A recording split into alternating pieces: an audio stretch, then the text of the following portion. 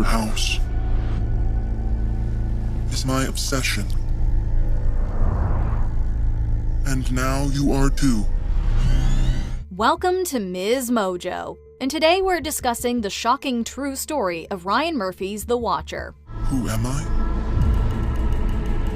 It might not frighten you yet, but it will. For this video, we'll be looking at the bizarre saga of 657 Boulevard and the anonymous stalker who drove the Broaddus family away from their new home. Would you live in the Watcher house? Let us know in the comments. The letters. In June 2014, Derek and Maria Broaddus closed on a beautiful $1.3 million house at 657 Boulevard in the affluent town of Westfield, New Jersey. Built in 1905, the century-old Dutch colonial boasted 6 bedrooms, 4 baths, and sat on a highly coveted street, just blocks from Maria's childhood home. But before they could move in with their 3 children, they received a sinister welcome to the neighborhood. 3 days after closing, the plaintiffs say they received a letter claiming the house, quote, has been the subject of my family for decades. On the night of June 5th, Derek checked the mail and found a handwritten envelope addressed to the new owner. The letter, with no return address, began nice enough but quickly veered into creepy territory. My grandfather watched the house in the 1920s, and my father watched in the 1960s. It is now my time. Quote, do you know the history of the house? Do you know what lies within the walls of 657 Boulevard? Why are you here? I will find out. The letter was signed in typed cursive, The Watcher.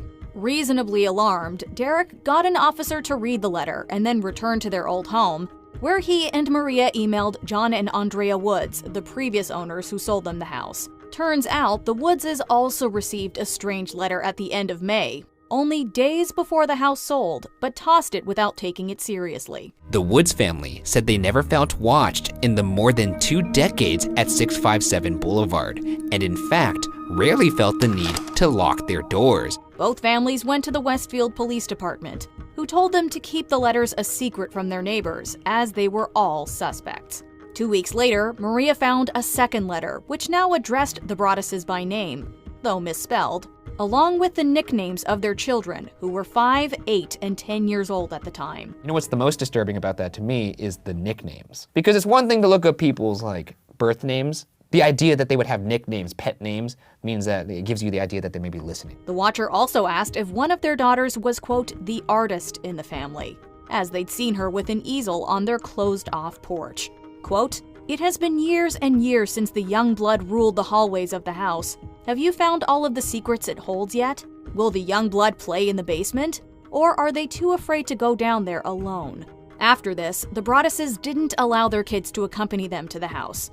They began their own investigation into the creepy occurrences. They hired a number of experts. They hired a former FBI agent to try to create a profile. They hired a private investigator to kind of look around the neighborhood. Derek had also learned about the bizarre Langford family who lived next door since the 1960s. An elderly Peggy Langford lived in the home with her adult children, who were in their 60s. Her son Michael, in particular, was suspect given his strange behavior in the neighborhood. And Michael's father died 12 years earlier. So this seems to be consistent with that first letter, like this whole legacy of watching the house. But police had already spoken with Michael before the second letter was sent, meaning it would be risky for him to continue sending letters. Hoping to get a revealing response, the Broadduses anonymously informed the Langfords that 657 Boulevard would be demolished. However, this tactic didn't work. Michael Langford was interviewed for a second time by the police. He continued to deny involvement.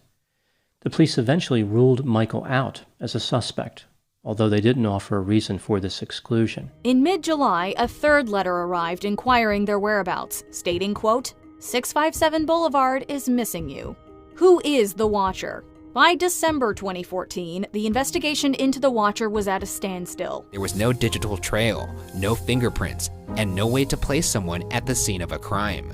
Meanwhile, the stress was taking a mental toll on the Broaddus family. In 2015, the Broadduses attempted to sell the house but had no luck. On June 2, 2015, they took legal action and filed a lawsuit against John and Andrea Woods for neglecting to disclose the letter they'd received shortly before the Broadduses moved in. New Jersey doesn't have this disclosure law in place.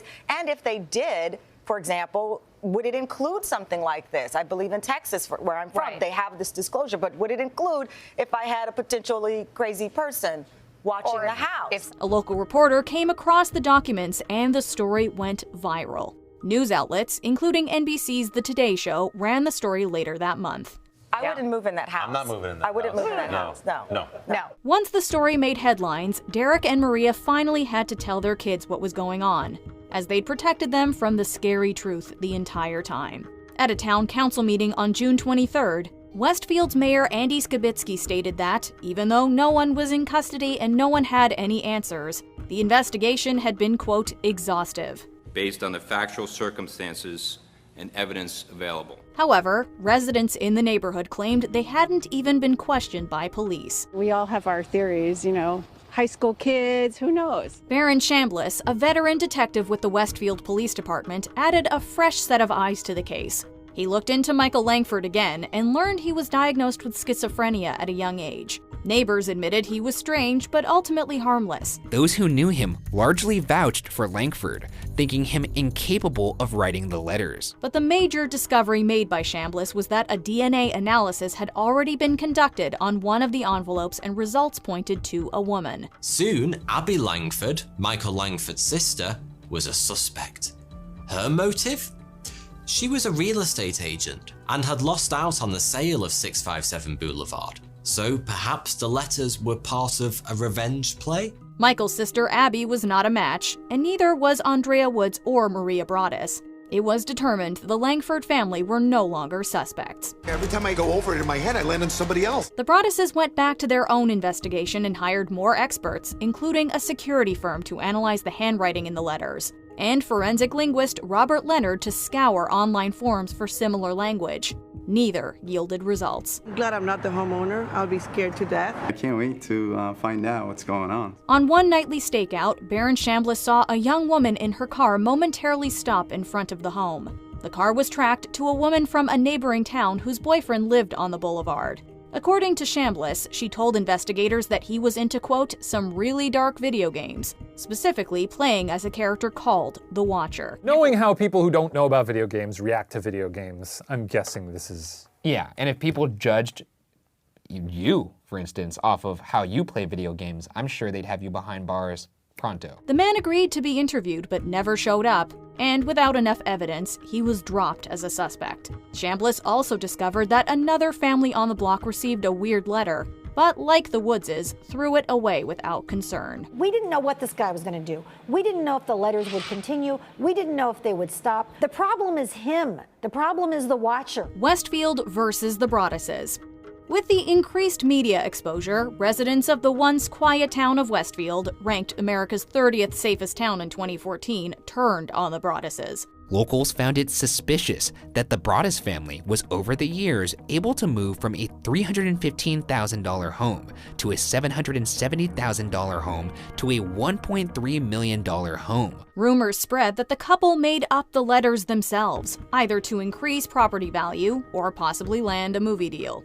It was also theorized that they could have buyer's remorse or realize the $1.3 million home was too much. However, the traumatic experience they endured for over 4 years makes that theory unlikely. Seems a bit preposterous that someone would make up a mystery about themselves and hope to sell movie rights, basically. Pretty far-fetched. Yeah. How do you explain that to your kids? Derek and Maria eventually had to ask relatives to lend them funds to purchase a new home, still in Westfield. To keep its location under wraps, they bought it using an LLC, Limited Liability Corporation.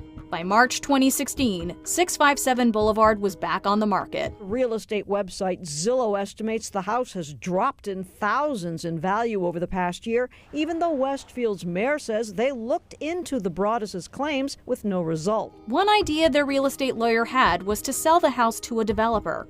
Then the property could be divided into 2 homes instead of 1. The neighbors were adamantly against the demolition. We could have been friends. I got my eye on you. The Westfield Planning Board held a meeting on January 2017, and the request was ultimately rejected. Later that year, in October, the Broaddus' lawsuit against Woods was dismissed. I mean, one letter, maybe that wouldn't give someone reason to believe that anything other than a kook making one act. New owners. In February 2017, the Broadduses had a new renter at 657 Boulevard, though their leasing agreement included a clause to let them vacate if another letter showed up. As luck would have it, a fourth letter from the Watcher had arrived. It was dated February 13th, which was oddly the day Derek and Maria gave their depositions in the Woods lawsuit. Court documents say it contains specific threats and is more derogatory and sinister than any of the others. Not that bothered by the letter, the tenants agreed to remain in the house if cameras were installed. The couple continued to reduce the asking price in an effort to sell the home. It's a great house. This is a total tragedy and nightmare for my client. In July 2019, Derek and Maria Broaddus finally sold the house, albeit at a $400,000 loss. The new owners are Andrew and Allison Carr. We don't know anything about the new owners. No, not yet. Hopefully they're not watching. Yeah. We want to keep them in that home. In the media, ever since the case made international headlines, people have said that it sounded like a horror movie. The Broadduses reportedly rejected offers for years, even though Lifetime made a 2016 film, The Watcher, without their permission. You just have to remember, a good home is always worth fighting for. The story was also the subject of a popular BuzzFeed Unsolved episode. In November 2018, journalist Reeves Wiedemann published an in-depth article covering the story for New York Magazine's The Cut. A month later, the news that Netflix bought the rights to the story was announced, with them reportedly beating out several other studios. You need to sell. Do. Though originally planned to be a movie, the Netflix limited series from Ryan Murphy and Ian Brennan, titled The Watcher, is set to premiere in October 2022, starring Naomi Watts and Bobby Cannavale. The whole world knows what's going on at your house!